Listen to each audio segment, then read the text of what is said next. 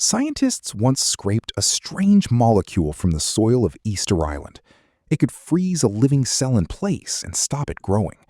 Years later, fed to old mice, it made them live longer.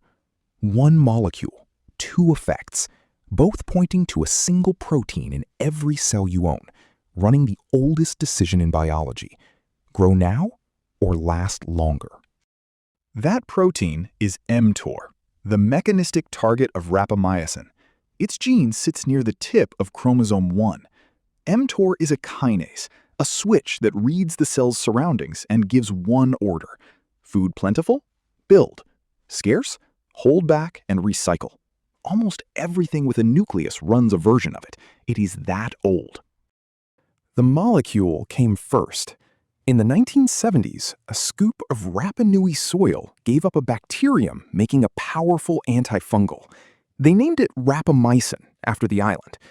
For years, it was a curiosity with a strange talent.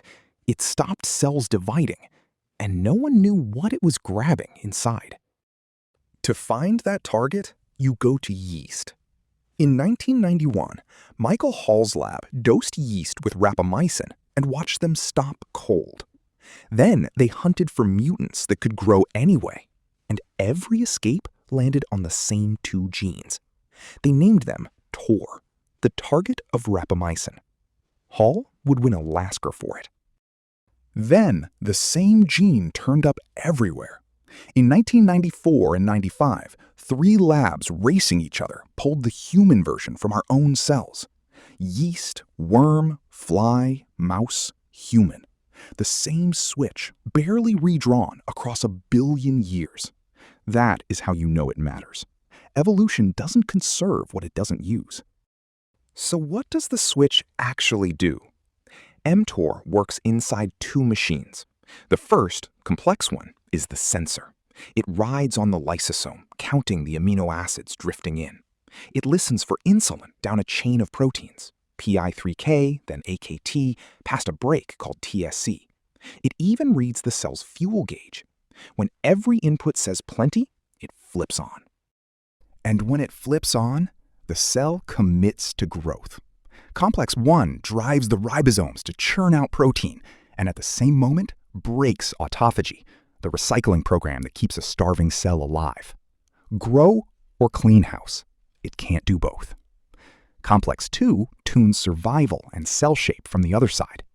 And rapamycin grabs a partner protein, and the pair wedges into complex 1 alone, jamming its gears.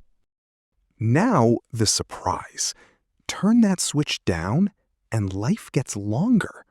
Lower mTOR in yeast, worms, or flies, and each outlives its normal span.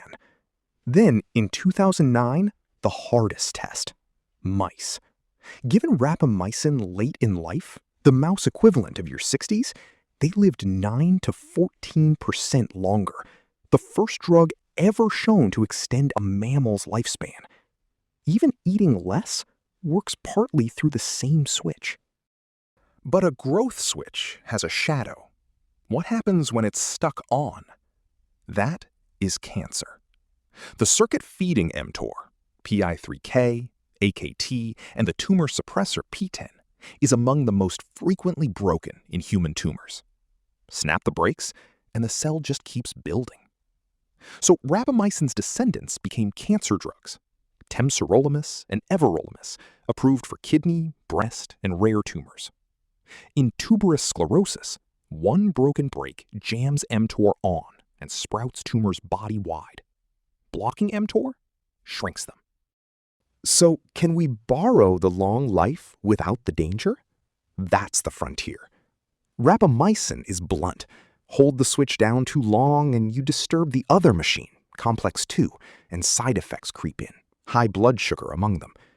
The newest drugs are engineered to press complex 1 alone.